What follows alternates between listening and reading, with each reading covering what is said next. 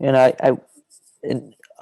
in this case, I wouldn't be reading too much from the text and going over too much from the text unless it's absolutely important, because it's more so,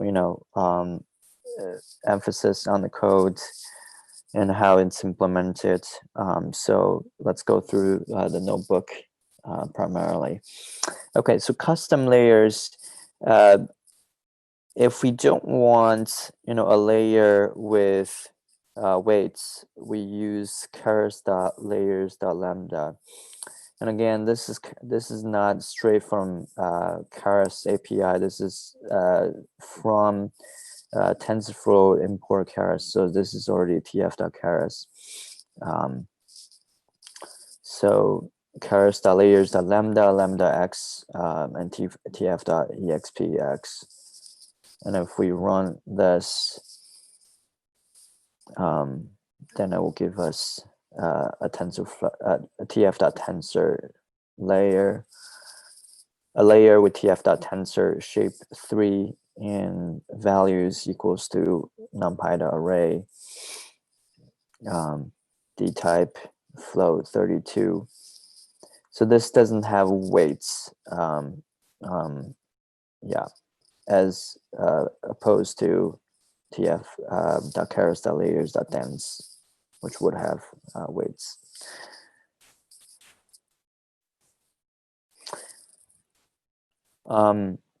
And in some cases, you just don't want a layer with weights, and so that could happen.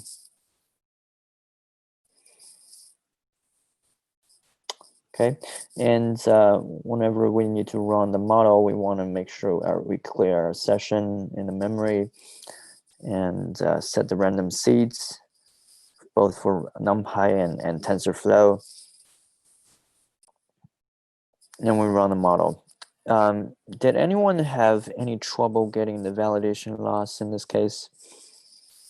Because I just could not output any validation loss for some reasons.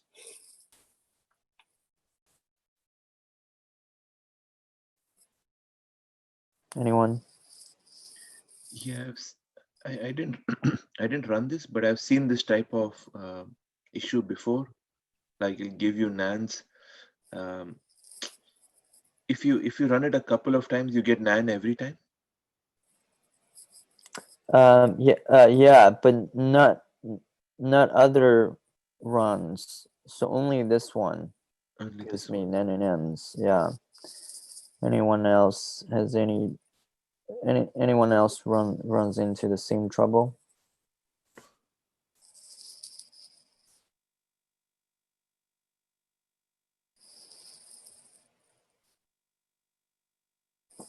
And it could be because of this exponential layer.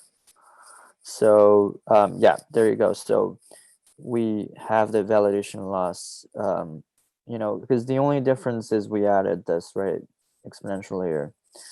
But I don't understand why it doesn't work as he input it here.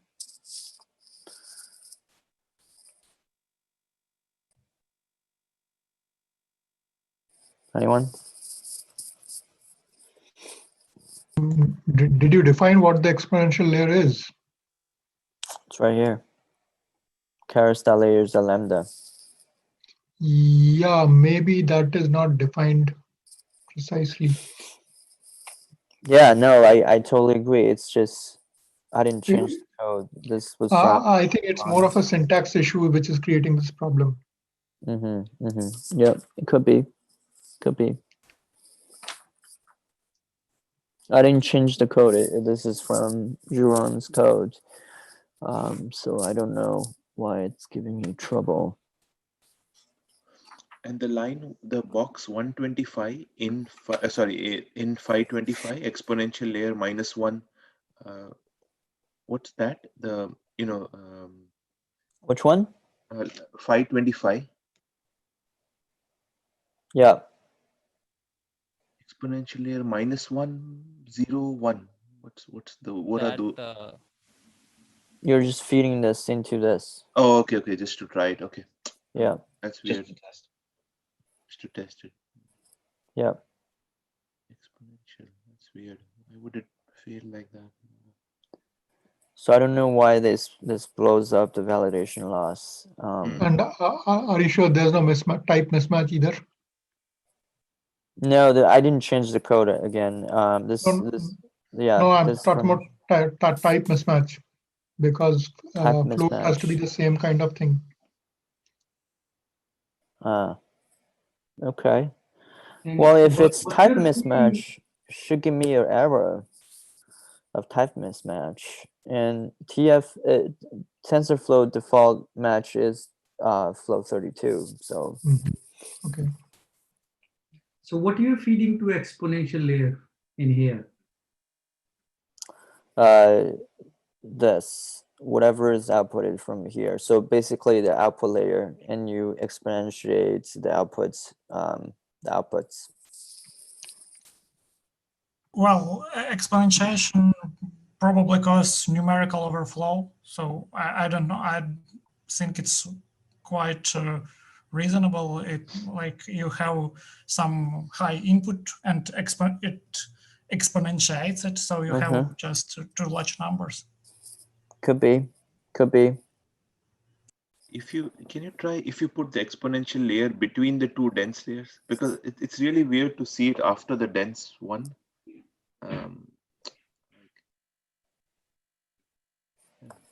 No, still breaks it. Okay, Yeah. it just breaks it. Oh, interesting. Yeah. You can try put sigmoid before exponential layer, so you restrict the input to exponential layer, and it should probably work somehow.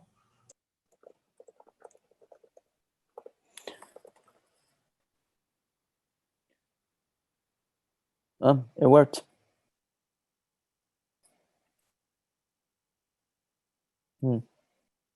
Okay, now switch it back to the original order.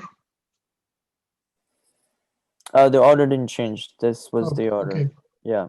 I just basically type it according. Just added the sigmoid activation function, and it seems to be working. So maybe because the exponential layer scale the values to be something that's not, like, yeah. It's probably you're dividing by 0 then.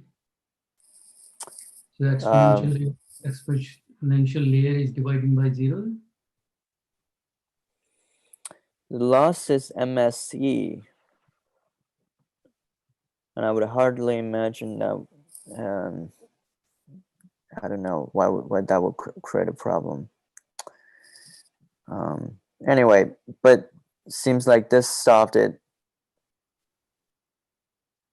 and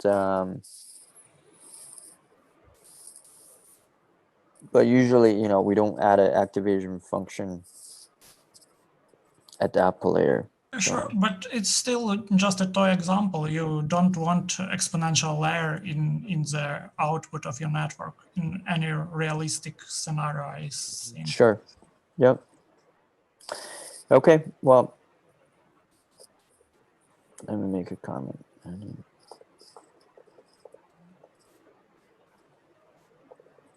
What is the default activation for a dense layer? Is that a ReLU? This is ReLU.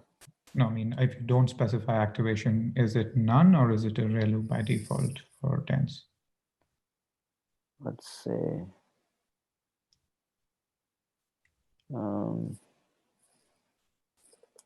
Keras. Here's the dense.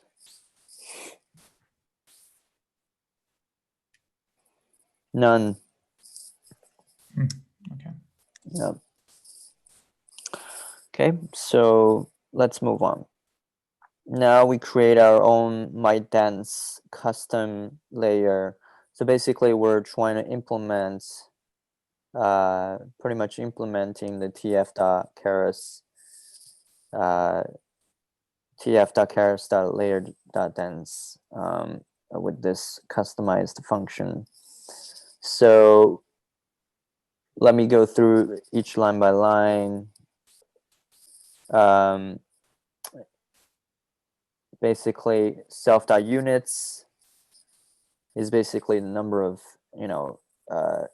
number of columns you want to have and number of hidden units, and their equivalent. So you instantiate with number of units, and the activation function of your choice, and of course have the quarks passed in, and you super it in it that's and passing the quarks so that more arguments can be taken, and self.units equals to units, self.activation equals to character.activation gets activation.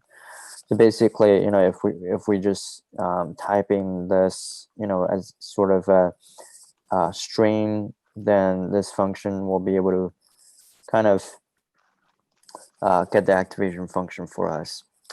Then we and notice, I think I want to stress an important point. You're not allowed to change the name of this of these functions. Maybe this, but certainly not call or build, because they're actually functions from character.layers.layer that you're overriding to. So you're actually not allowed to change that. If you do, it will give you error. So if I just say call model. I think other than the class name and this, everything else, the methods have fixed names. Yep. Yeah, get config too. Yep. And compute shape. So it'll give you an error. Okay. And build too, right? Build. So, and this one too, Raquel? Yeah, as far as I know. All right. Yeah. So that's an important point to keep in mind. You're not allowed to change these names. But that's the point, right? You're overriding the original build function or call function with your own, customization. Okay, and notice this comes out of nowhere, and we didn't instantiate it here, and it was not inherited from somewhere else. It was not inherited from this. So where does this come from? This is actually self-defined, but we didn't instantiate it, and it's fine.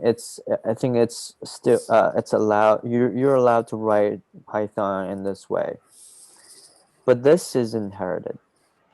Okay, so self.addWeight is inherited from character.layers.layer. So, but the way when you write this is not an instance method. So when I call my dense, I wouldn't be able to call .kernel or .bias. But if I do print it here, it will come out. But when I write it in this way, I can use it in other methods. Okay. So, but because you didn't instantiate it, it's not counted as instance method. Okay. So keep that in mind. I don't know. So how would you guys call this method? Call this variable? Is there a name for it?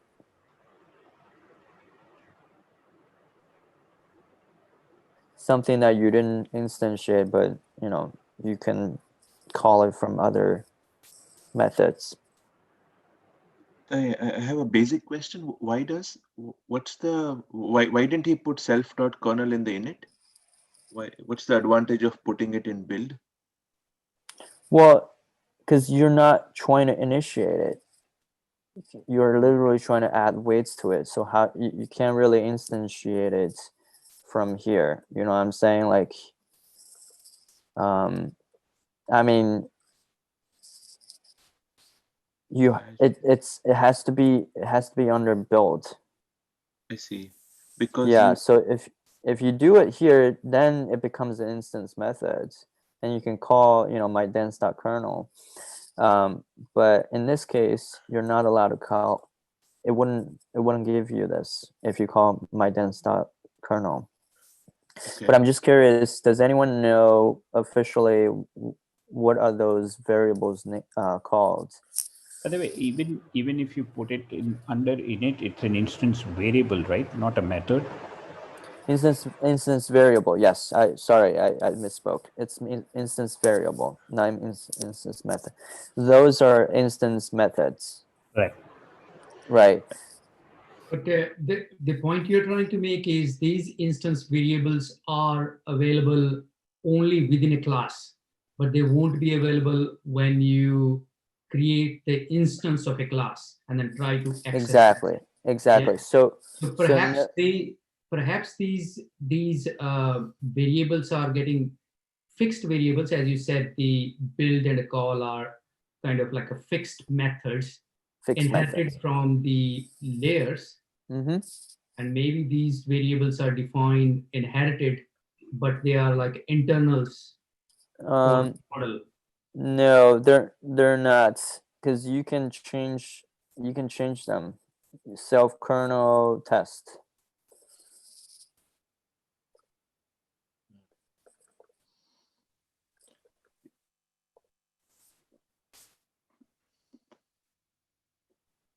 Oh, I didn't change one of them.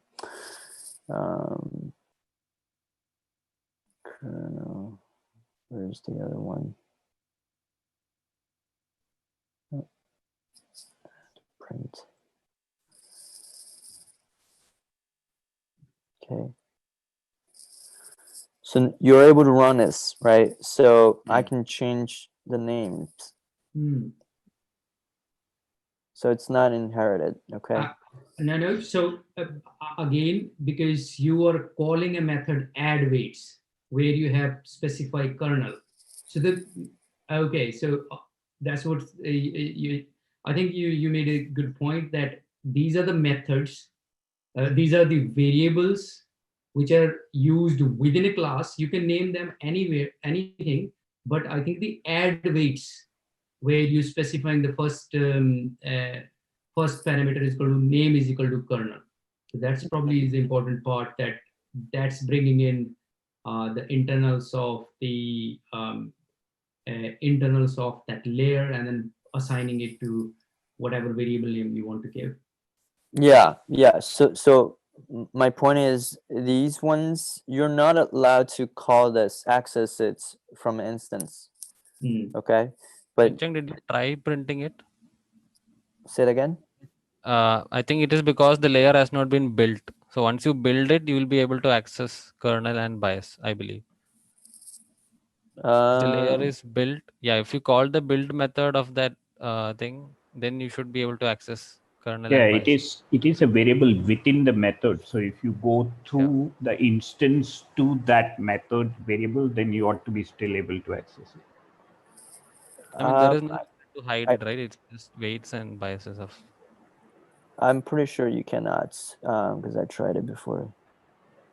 Because you have not saved that object in a variable, right? That's why you're not able to access it. If you were to save it and build it, then you should be able to, I think. So how do you call it even? MyDens? Why don't you write L equal to and instantiate it? Yeah. I can just write it here. So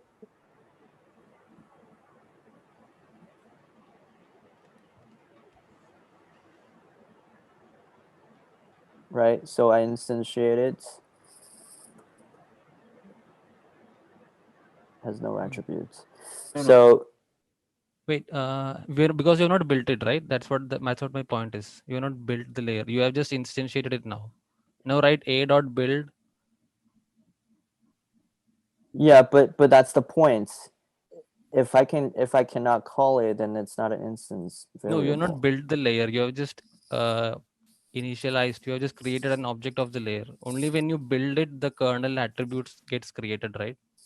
So you're saying I have to build it first? Yep, this happens automatically when you run through the model. So I don't know. 10. Oh, input shape. I think it's a tuple or something. Yeah. Yeah, it might be extreme scalar shape. Okay. Yeah. Then you have a dot kernel. There you Yeah. go. Okay. So it, right. That makes sense.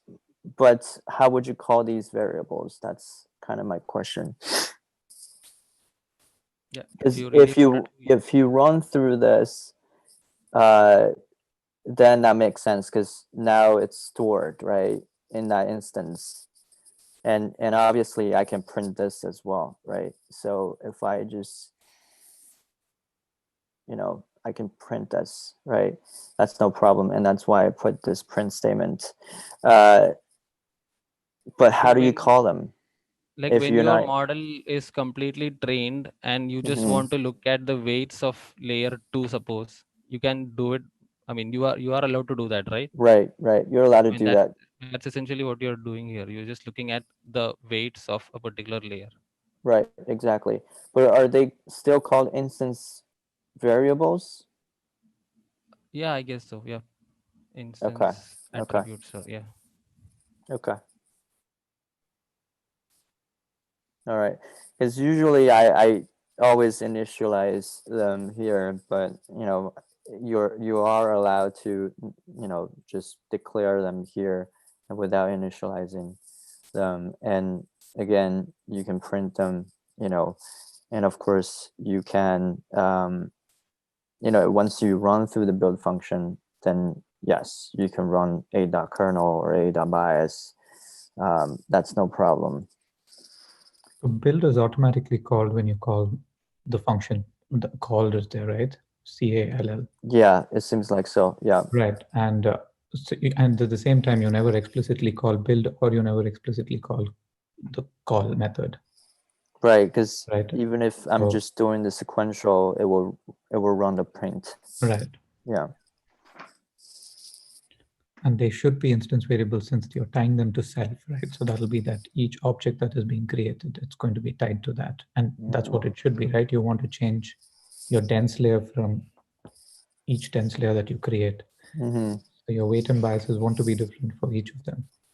True. Yeah. In the text, for example, it says that self.kernel, for example, is a variable that gets created when the build method gets run.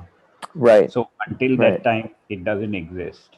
And once it's done, which is what Gautam and Rakil are saying, because that automatically happens only after the build method is executed, at which time the add weight runs to initialize the variables self.kernel and self.bias. Mm-hmm. Yeah. So I guess, the takeaway is, I guess I just want to stress the point that these two variables are not available even when you initialize this class. And it's only by running through that build, which you do from the keras.models.sequential, then you have access to these two instance variables that were not initialized. So that's the takeaway. Okay, any questions or comments? In build, he calls it batch input size. And then at the bottom of the page, he has a note that he likes to call it, it includes the batch dimension. I don't get why batch dimension is included in build. Like, why? Because batch input shape is, if you look at this, right, it's the number of columns you have, and because when you input your batch, right, so if it's, let's say if it's minutes, then it's 64 times 784. So 784 becomes your batch input shape -1. And in order for this, and so this kernel, self.kernel's shape will be 784 times whatever number of columns you have that you specified. It could be, in this case, it's 30. So then you get 64 times 30. Okay. That's thanks. Then that's why you have the shape self.units here, because you specify the units. Then it's just 64 times 30. Oops. 64 times 30 and plus 64 times 30. Then it's element wise operation. So okay, thanks. Yep. Then you feed it to the next layer, which is this layer. So well, actually the activation function comes first, then you feed it to the next layer. Okay, so anyone else? There's any questions before we move on?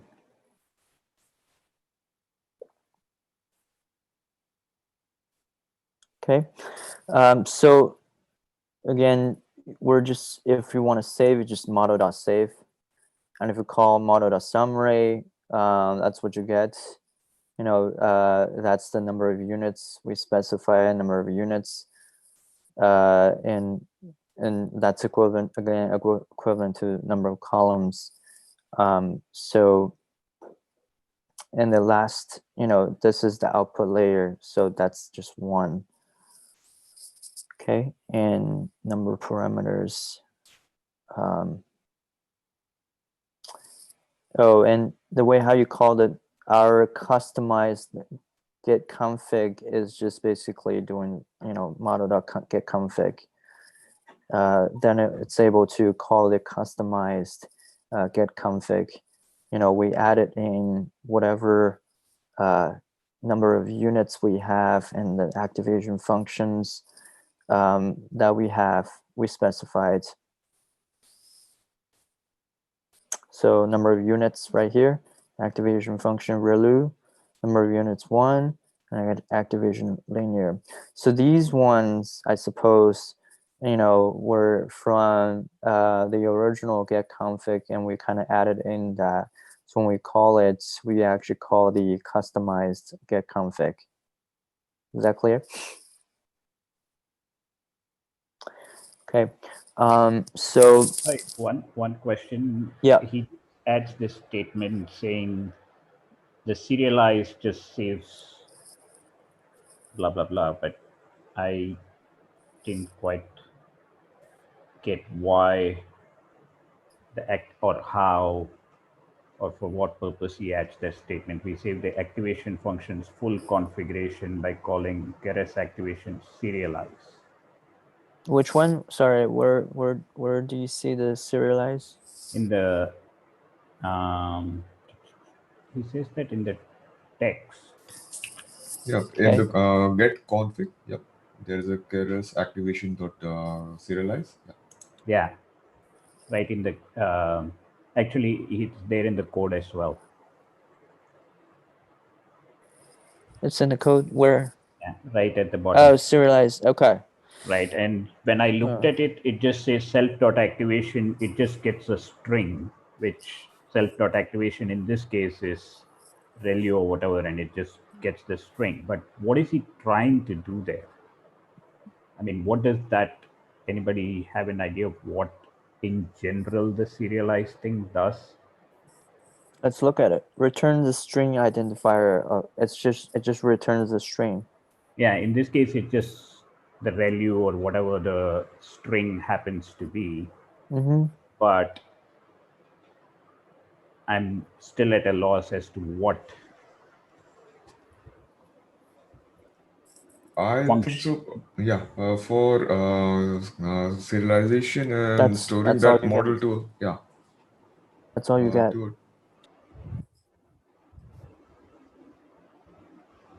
I mean, the purpose is when you save it and when you load it back, the string is available, so you know what activation to use, right? That it's as simple as that, right?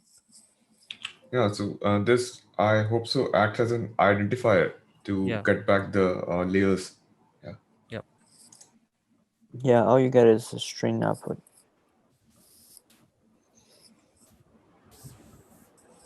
Okay. I mean, it's just named serialize, but Yeah, because it's it's also much used simpler in than that. models and layers. So maybe he just wanted to use the same thing in Yeah. multiple places. And because here serialize and just You returning basically the write name that don't out. seem.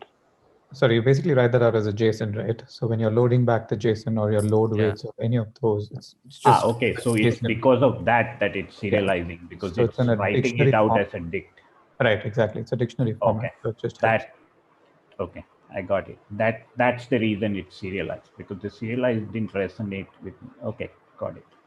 Thanks. Okay. And let's keep going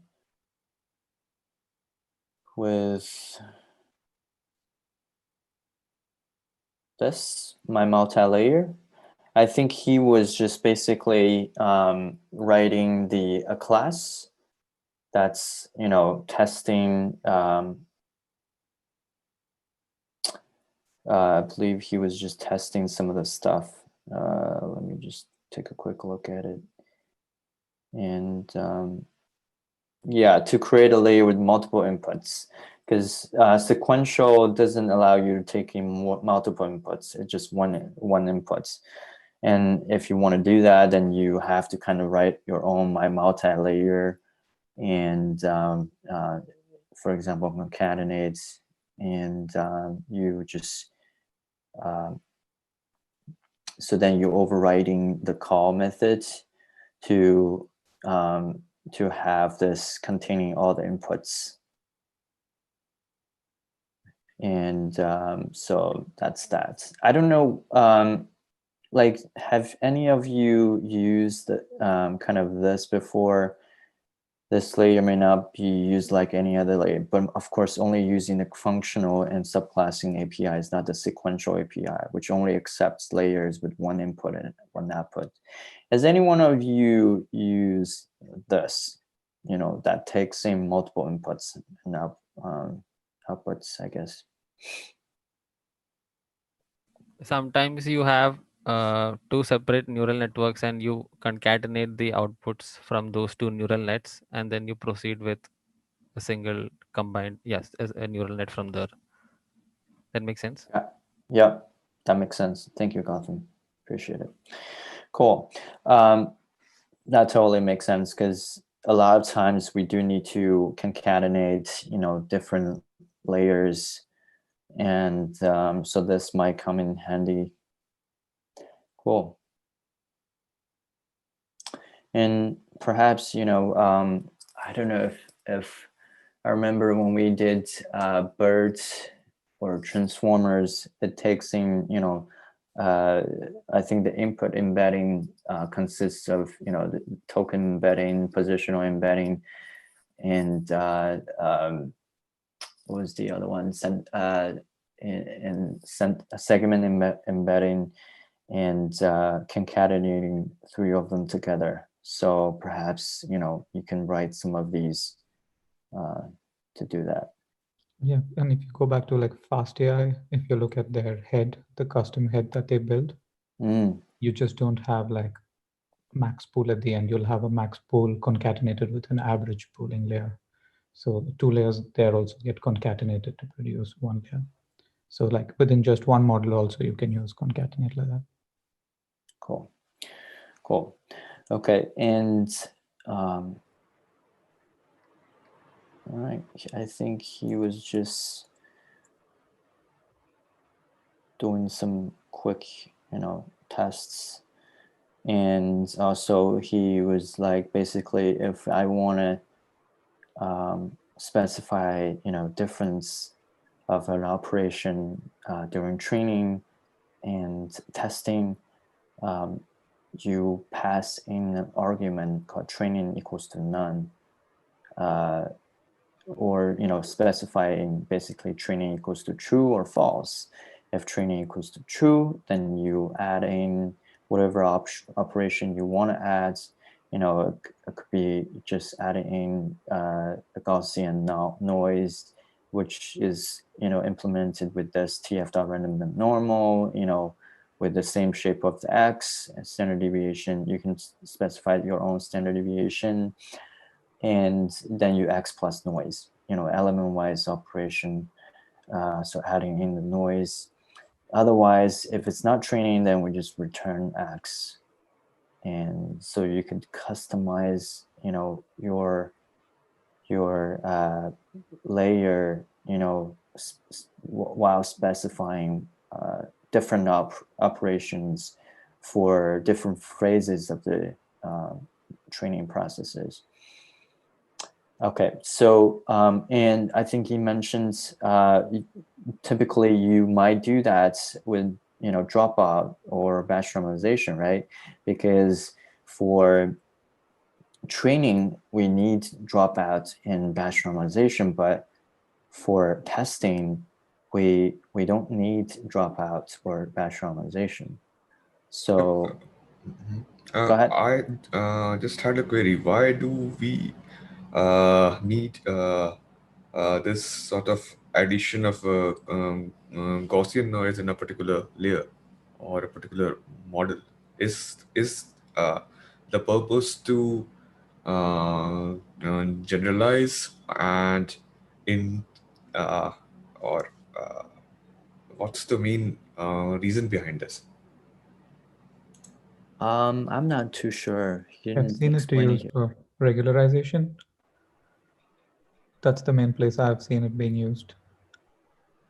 So like generalization, like you were saying, Mayank, that's kind of the purpose of it. He said it here for regularization, right here. Yeah. So this layer, sorry, go on. Yeah. Just to clarify that with an example, just to add, if I have a data set of suppose 10,000 images, then we might need to regularize it based on the basis of if I take a computer vision task, for example. But if I have a million or more, then I don't think so. We will need this sort of regularization to be added to that particular model if you're trying to train it. You still need regularization. So that there are a couple of examples like, so this noise. Let me give you an example. There's you know, someone was training on ImageNet, okay, and there's some a very easy category, right? Like just cat versus elephant, okay, and it's so the shape is different, right? So you hope the CNN learns the shape, but then last year's ICLR, like is a famous conference, they had one of the one of the oral presentations was he just changed in the cat, he just put the skin of the elephant, and then the CNN is just saying, oh, this is not a cat, this is an elephant. Okay, so there's a lot of examples where it's very easy, like where it's very easy to break our CNN models. They're like even with you have 10,000 images, 100,000 images, they're just brittle. Like you add a little bit of noise and it completely breaks. So I'll try and see if I can find the paper. There are like a couple of professors showing like it's um, how to break the CNNs very easily. So you need this kind of regularization, or I don't know what is the latest in regularization, but it generally helps make it more robust. Yeah. So, So did they show, Mehul, did they actually show that by training with this extra Gaussian noise that they would avoid that problem? No, in uh, in the ICLR paper, he basically made a whole new training set. So he figured out like that it's not learning the shape, it's learning the texture. So you know, like the cat, for example, the cat has a very some specific texture, and the Indian elephant has a different texture. So he made like a new data set. Um, and I think he published it online. But for the noise, I'll try and see what they did for the noise to show if the noise helps or not. Yep, I certainly hope it does, because I also looked at the argumentation techniques and how it can And there was a talk by Tesla's Car Pati. If you know that guy, I'm might be butchering his name. Andres Karpathy. Andre Karpathy. Yeah. Sorry. He also gave a similar sort of an example in which the cars, the Teslas that see the traffic signs, if they are, how do I say it, augmented with a specific sort of color or sign or some, how do I say it, some sort of a paint, such that it's destroyed in a sense. So if the sign is stop, the car might detect is as the speed or those 60 miles per hour kind of. So though that car might accelerate based on looking at that particular sign. So they used some sort of robustness principle to augment their street signs and those how do I say it? Those sign languages in some cases to add robustness to their whole system for adversarial attacks prevention kind of. Yeah, I think he gave a talk at CVPR this year. Like it's pretty incredible. Like they have they have the largest training set of stop signs, and it's just that 20-minute talk is pretty nice. Yeah. And I shared a second link. I just shared two links. Like one is from Karpathy itself. Like, but that's an older blog of from 2015. Like breaking confidence. But maybe there might be more stuff since then. Yep. Thanks. Cool. Thank you for sharing that. Unchen, can I ask you a Yeah. different question? This is with regard to these layers, when we are extending the layers. So you mentioned the method build and call that we can override. Is that correct? Yes. Yeah. You can write any methods. But these are the two which are, oh, you can override any method. Correct. Yes. In a layer. Yeah. Okay. You can, if you're subclassing, this has nothing to do with TensorFlow or anything. It's Python subclassing, right? As long as you specify the same method name, that's the same method name as the method name in the original class, you can override it. Okay. So, and so when you create an instance, and what's the sequence of these methods to be called? I believe we don't call these methods explicitly. They get called by the model itself. And yes. Then what's the sequence? How does that work? That's a good question. I'm sure the build is already, the build is here, and the call is probably only executed when we have the .fit.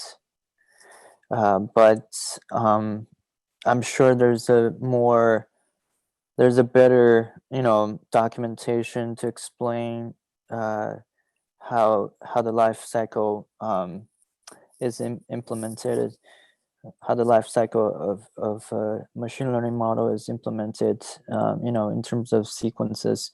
I do know when I was trying to build FastAI's library, there's a bunch of these ones that I had to build, call, and a bunch of other ones. And there is a sequence for that. Not too sure about TensorFlow. And, but it seems like build is here as, yeah. So build is called when we put that instance in a layer. Mm-hmm. Exactly. Okay, and then when we are using a fit, the call method get called. I And believe so, yeah. What about that batch compute output shape? Is this used internally? What's the usage? Sorry. Let's. Mhm. Which one were you saying? The next one, the compute output shape. Yeah. So when this get called, is this used within the class or does it get called somewhere at some stage?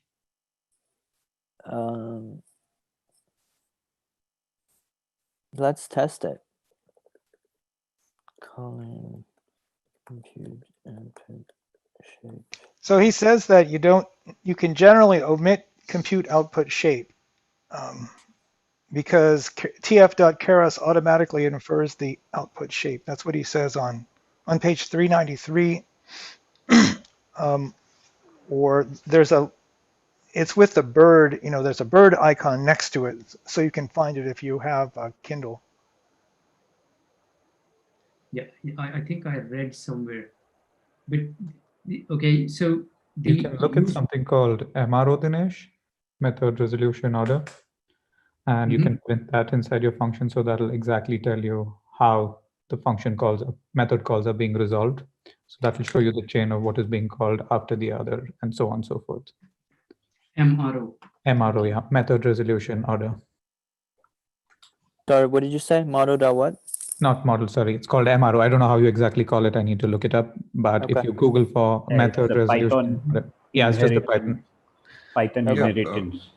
Yeah, you can also type dir and in brackets type the name of the object that you're trying to call. So it will list down all the dunder methods as well as the. Yeah, and back to Dinesh. I think I was wrong. You see this? This was outputted even while the model architecture is compiled. So calling call method is called here, and it's called again here, and it was called 5 times here. Okay, so call will call build. That's the whole point of having build, right? Build is something you want to put stuff in build that gets updated on the fly. So if you do not know the size of your weights and that you want to put in there, it will be calculated on the fly, and build is what takes care of it. So call is the one which is calling build. But why is call getting called when you are initializing the sequential API? I mean, when the sequential layer. I think the call there, I think, is just entering the function because it's going into build. I don't think it's getting called in the sense that we are thinking of it getting executed. Yeah, I think that's what is happening there. I'm not sure though. It's probably not getting executed because because I'm just typing in a print function, and if it's just run through it, then the print will still be called, but this might not be executed. How come? I mean, how does it know to stop? Because we didn't put in the inputs extra scaled.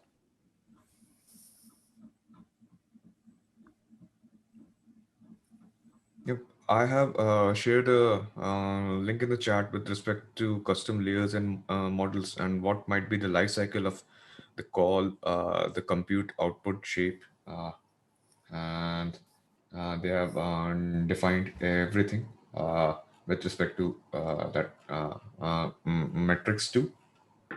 And okay, let's take a look at it. Where? Yeah, so here, if you take a look at an example, and from the top,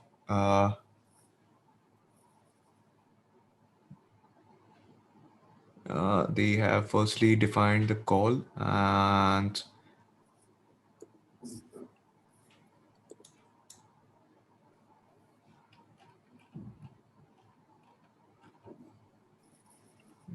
sorry, which cell block? Sorry, this is The first method, the first class, if you look at it, it's the linear with respect to the init and the call, and it's the basic stuff that call gets called with every layer. And the next they are talking about the weights and biases with respect to the things that we have just discussed. And how can we change the name of that, uh, like W and B. And, so there are a series of examples here. Right. Yeah, so we will need to go through them one by one to get an example of the hooks that are there, and the life cycle of them with respect to each and every how do I say it, the layer types that they are trying to define. Yeah. Let me try to see if I can find FastAI life cycle. When Chang, in the example that we just saw, the weights and biases were initialized in the init method. Right. Exactly. And he just made it trainable. So it acts as the weights and biases itself. Yep, true. Sorry, say the last part again. Let's mix. Let me So- share my screen. Yeah, once you make it trainable equal to true, it's just equivalent to what we saw earlier, like build and all that stuff. So the W attribute acts as the weights and B acts as the biases, and trainable equal to true implies that they get updated as the gradient flows. So now it's indistinguishable from the normal weights and biases that we saw in the build method. No, the difference I think, Gautam, is that trainable is equal to true is by default set. It's always true. The difference, what I think is happening here is, in the case of init, you already know what the value of input dim and units is. You yourself are passing it in, right? You're passing in 32 and 32. When you use build, what is happening is that it is going to calculate from the previous layer and update it. So you are not doing the work of calculating what the exact dimensions are. Okay, yeah. That's more convenient than this one. Right, exactly. So Yeah, actually, the link that Mayank shared, if you actually open even the TensorFlow org sheet, there he explains it in a much better sense why you need to use build versus this scenario when you already pre-calculated your way, dimension. I didn't see the link you shared, Rakil. Where did you? It's on the same. Let me share again. Sorry. Yeah. Let's open it up.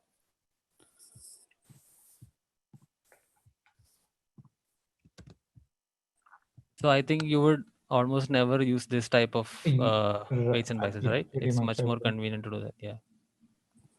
So you're saying it's much more convenient to do it under the build? Yes. Yep. So the input size gets automatically passed to build by looking at the previous layer's output, I guess. Right. Yeah. So if you scroll to the bottom, which says, let me pull it up on my side. Scroll to the bottom. Give me 1 second. Let me also. So I guess that is where the compute output shape gets used, I guess. Right. So that output from that goes to the build of the next layer. Right. Can you search for best practice? Right. So there you can see weight creation until the shape of the inputs is done. So the first example is the one he's talking about where you already know the weights. Okay. If you read in, it says, in many cases, you may not know in advance the size of your inputs and you would like to lazily create weights. So this is the case where you would use the build scenario. Right, exactly. This is what was shown in Jerome's case, and this was shown previously, from the documentation. But obviously, this is more convenient, and this perhaps is better.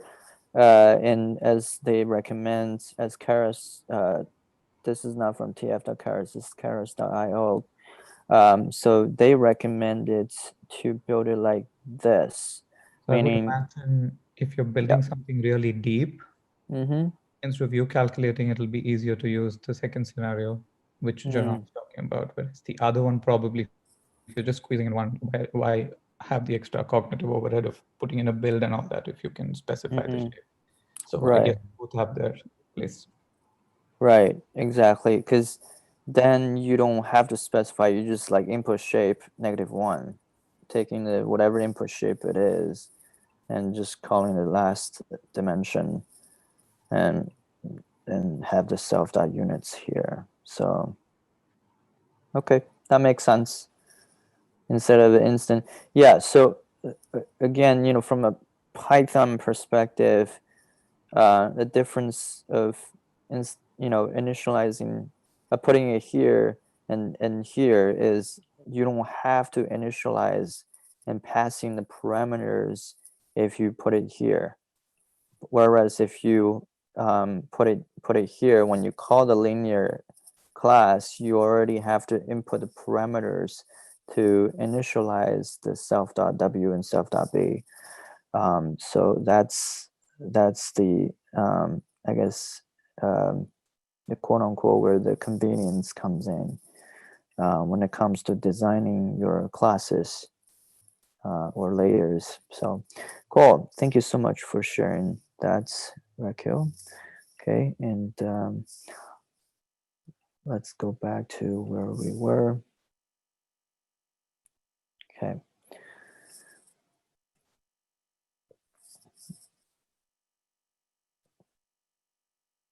Okay, we talked about this as well. So let's move into custom models. We got roughly 10 minutes left.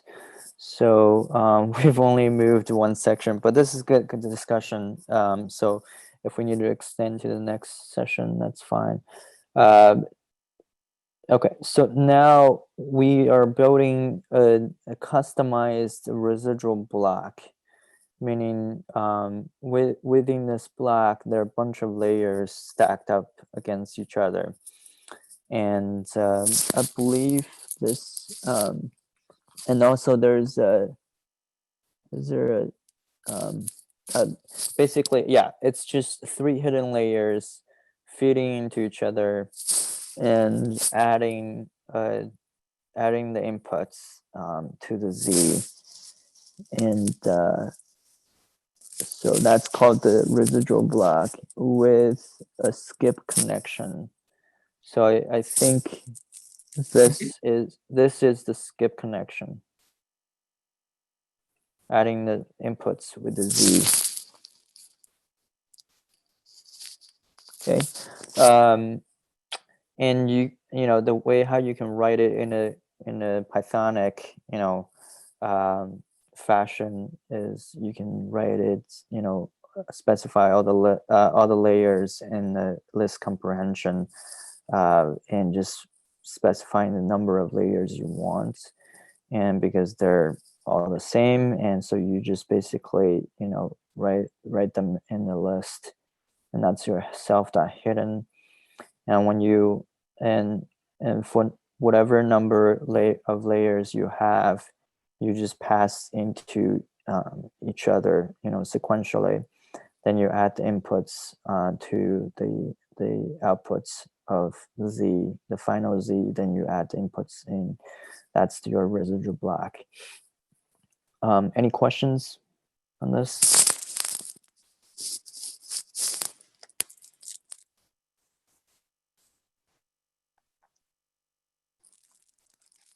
Oh, okay.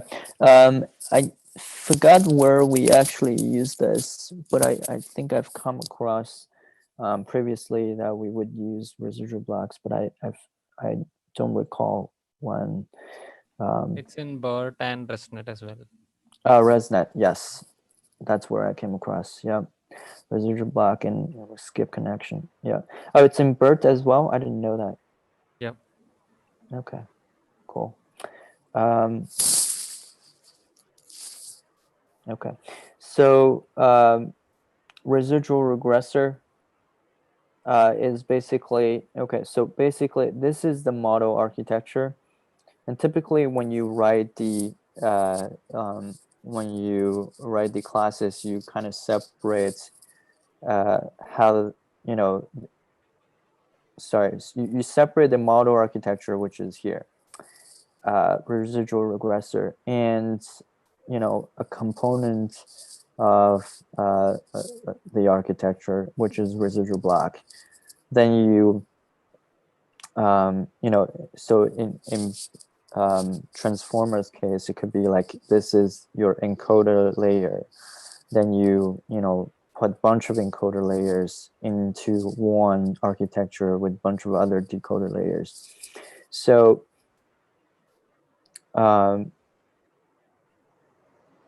so you kind of separate these two. You don't want to write them all in, you know, you could write the residual block in this residual regressor, but from a kind of a OOP fashion standpoint, you separate these two. And so you further modularize them, and you feed them into this class by calling residual block here and specifying block 1 and block 2, and passing in the parameters, number of layers here, which is 2, and number of neurons. So each of the block would have 2 layers and 30 neurons. And the first hidden layer is just a dense layer. And the block 1 and block 2 are residual blocks. And you have an output layer of another dense layer with an output dimension. And that's usually equivalent to the number of classes you have if it's a classification model. But I guess this one, in this case, it's a regressor. Yeah. I have a question here. Why do you have Z equal for underscore in range 1 plus 3? What does the 1 plus 3 mean? I had the same question. I wasn't able to answer it. Anyone else? Is there any answers? One, if you pull up the figure, you can see that 1 is basically what's entering into the first residual block that he calls, or the figure on the text. Join? In the PDF. Oh, in the PDF. Okay. Right there. You just jump. Figure 12.3? Yep. Yep. So the first arrow, which is entering the residual block, that is your 1. And then you're repeating that residual block 3 times. So that's where the 3 comes in from. So it's basically repeating the block 4, and then you have 1 more time. That's the 5. So that's why he's just explicitly mentioning that it is 1 plus 3 for us to understand. So block 1 is repeated 3 times, right? But it's passed into first the input. So first the input goes into dense. From the dense, it goes into the residual block. Mm-hmm. And then 3 times after that, it continues going into the residual block. That's what the into 3 on the left-hand side, or the x3 that you see on the left-hand side is. So right. You've basically gone into that residual block 4 times, right? How so? The first one goes in. Yeah. Right. So this you're still not considering the into 3 yet. After it goes into the first residual block, you have 3 more times that it passes into residual. Got it. So it's 4 times. Yeah, exactly. So I guess, you know, I mean, I would, just a toy example. I mean, it's basically the same thing 5 times sort of a scenario. So it's but this residual block is a single layer repeated, right? No, right? This residual block on the right-hand side, he's explained it as 2 dense layers. Yeah, it's self-dot block 1 4 times. It's not. That's the same layer, right? Correct. That's the same layer. That's the same layer. Let's look at the easy parts that we can kind of match with that figure. So if you can line the figure on one side and the code on one side, then we can kind of. Okay, cool. Yeah. So if you look at the last one, that is self.out, that is, we know out is dense, and that's what the last layer is, right? So dense is matching with that out. Mm-hmm. Previous to that is self.block2, which is nothing but initialized as the residual block, and that's what is that one. Yeah, exactly. Which is this. Yeah. Right. So now your input also, let's go through the input and get done with that also. Z is equal to self.hidden1 inputs. That's defined as the dense layer. And that's what's on the right-hand side. the orange. Yeah, exactly. And on the right hand side, that's the orange one. Yep. And you're left with basically 4, right? And what I can see is that it's going into the residual block once and then 3 more times. Yeah, but it's the same layer, right? The weights are shared. It's essentially like Yeah, an yeah, RNN. exactly. Yep. Yeah, but why would you do that? That is, yeah, that's why I said it's just a toy example. There's nothing. The usual ResNet is not like this, right? Not You at all. just The have. ResNet part is only on the right, right? The ResNet part is showed on the right. Yep. That's all the ResNet part is. He's just using that residual block 3 times. And basically, I don't see any reason why you would pass them into like 5 times the residual block, right? Well, actually, I saw a procedure kind of similar to this in TabNet. If you know the tabular network for a network for tabular data, you can Google for TabNet, and it has this repetition of one block several times. But how do you spell it? TabNet, like for tabular. A repetition of the block, yes, that totally makes sense. Even any of the resonets, the 34, the 18, basically those numbers do stand for sort of the number of times those repetitions happen, right? But why would you have like the consecutive residual things is what kind of doesn't make sense. Yeah, he says that he says it explicitly I that mean, you not wouldn't residual do it. sim, but like reuse of the same block several times. Yep. Like you can go a bit up. Where is a scheme? Is this? Okay. But I do think it makes sense, and I've seen it before. If you pull up ResNet, just pull up ResNet eventually. Just hit images actually. Just go to the images section in Google.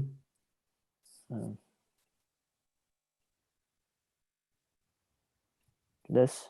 No, if you scroll slightly down, is there no chart? Right there. Any of those on the right hand side that you have, or yeah, the one just left to that, the table that's written.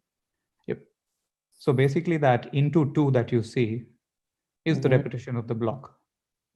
Right. All those into 2s are those many times that the blocks are repeated. But those are different layers, right? They don't share weights.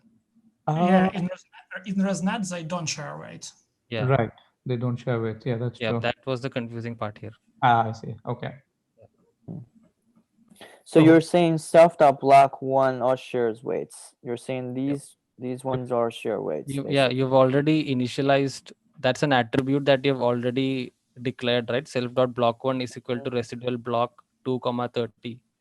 So that's a single layer with weights initialized, and you are just passing it through that same layer. Right. Right. And when you do this, how are they updated differently when you do this? Or they're not updated differently? I mean, it's similar to how you'd see in an RNN. In an RNN, all the cells are actually the same things repeated, right? Same layer repeated. Right. It would be similar to that. Yeah. Okay. But since they're sharing the same weights, are they just updated 4 times? I think a single gradient would be calculated, and then it would be updated like that. A single gradient. 4 times or just the ones. The total gradient would be calculated. Okay, because for RNN you got to do like time steps, and you got to update it, per time step, right? In this case, are we updating it? It's not that different, right? You just have a loss and you propagate it back. So you would find the total gradient. So there would be different gradients calculated, and then you would add them if they are summations and all that. Like, normal gradient calculation.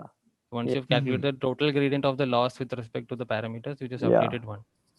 Yeah, so you're forward passing 4 times, but back propagating once.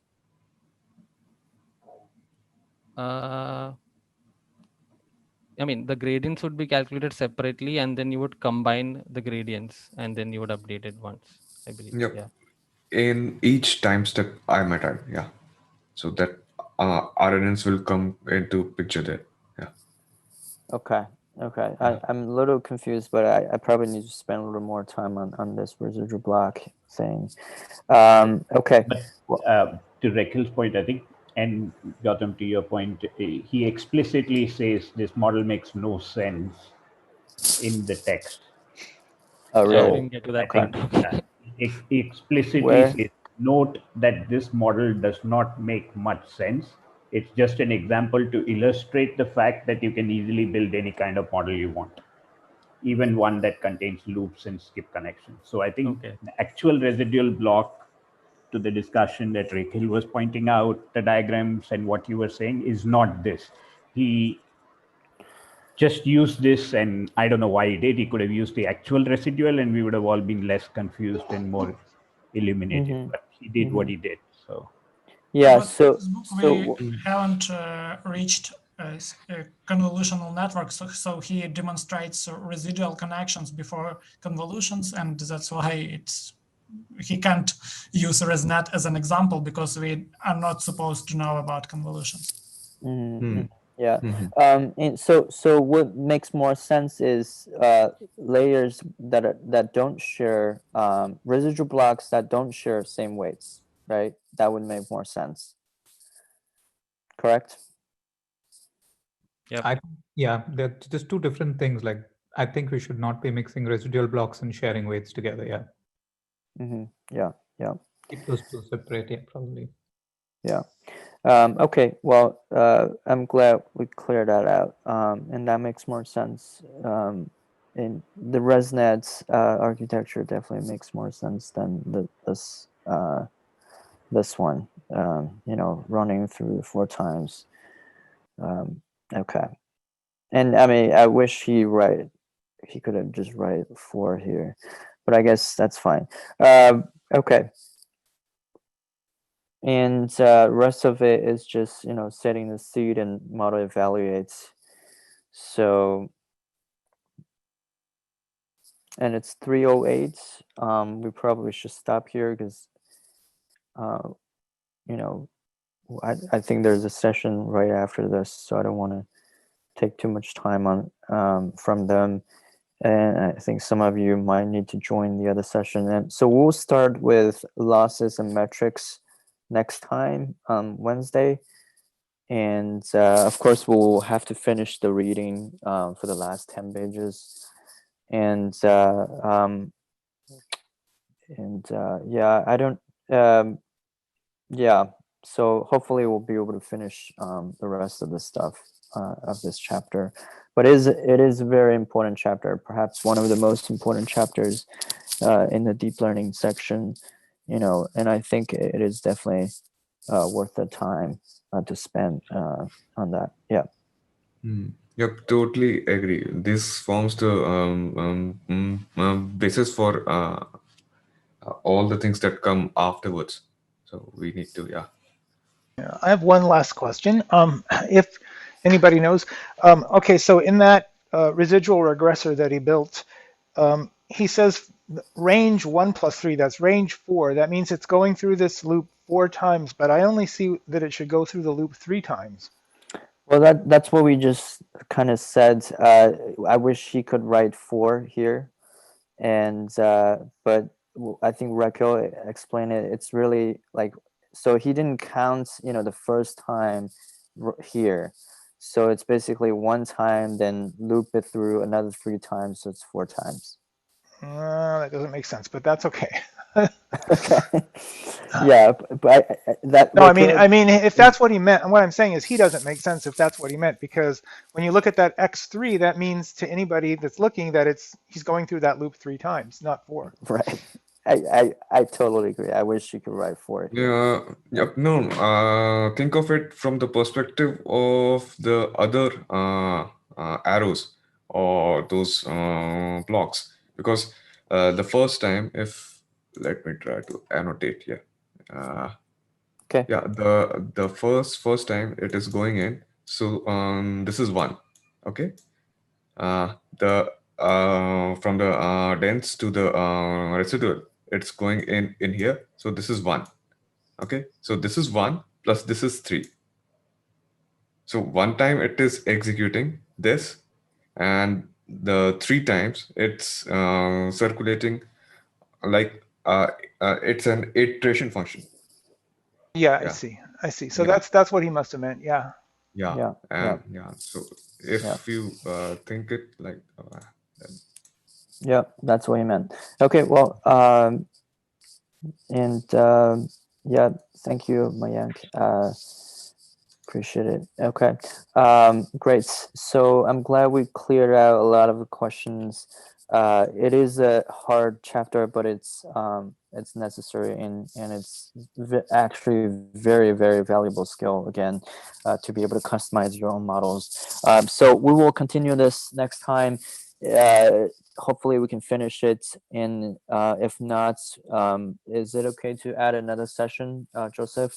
Yeah, absolutely. I Okay. think you're right. This is really dense material. It's the densest material we've hit so far. So it really takes a long time to understand it. And the reason is that he's writing it. He basically, this is not good pedagogy, because he's talking about you know, Keras dot layer, but he should have gone through that first, gone through that class first, and then he can talk about all the modifications and subclassing and everything. But he never actually covered that class, and that's why people are finding it difficult. I think you have to actually go back in the doc in order to keep up with him. You actually have to go back in the documentation and look at these things. Yeah, I think Kara's I wish he had like a TensorFlow walkthrough, like the fast AI walkthrough, where he explains the basic structure of Keras and then the modification. Yeah. Yeah. So if anybody's having a hard time, it's not you, it's him. It's the way he wrote the book, and what you need to do is just go through the Keras documentation to help you understand what he's doing better. Isn't that a very Trump-like response? Isn't that a what? Trump-like response. I like that.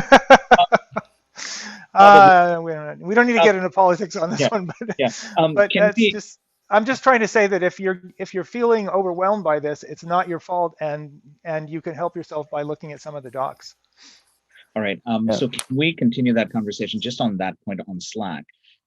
I am one of those people that's having a hard time with this chapter, and I'm going to take like a day, hopefully a full day before our next Wednesday session, to try to master this chapter beginning to end. But I'd be very eager to hear from everyone else here. What are some of the other tools that I can use to help supplement going through this right? Is it the TensorFlow documentation on Google? Is it perhaps another book and so on? What's helped you absorb and understand this material, this chapter really, really well? Very eager to hear that. We can continue that on Slack if folks are willing to post. Keras documentation and Stack Overflow. Keras documentation. Oh, got it. Yeah, for me, it's literally typing through the codes. You know, like for example, I learn a lot just by typing through BERT and transformers. Yeah. And you learn a lot more because TensorFlow, let me just share this. I know we've gone past time. Sorry about that. So like basically, you know, TensorFlow's tutorial is actually exceptionally good because it explains everything. And, you know, like if you go through like some of the way how, you know, literally it compares, you know, it tells you what the encoder layer has, a bunch of stuff, then inherits that and build it each step by step. So, and by not shift entering through everything, but instead by typing through everything and playing around with it, it helps you to understand, you know, a real world, real life monumental architecture a lot better. But by doing that, you understand this a lot better. You see what I'm saying? Because that's just toy example, but this is as real world as it goes, because that's actually how they implemented transformer, and probably in the library as well. You know, maybe at least something very close to this. So by going through this, you understand a lot more about different pieces and components of, you know, how to customize your neural network. So, of course, go right to the source. Thank you. Yeah. Okay. All right. Cool. We don't have time anymore, but thank you, everyone. Really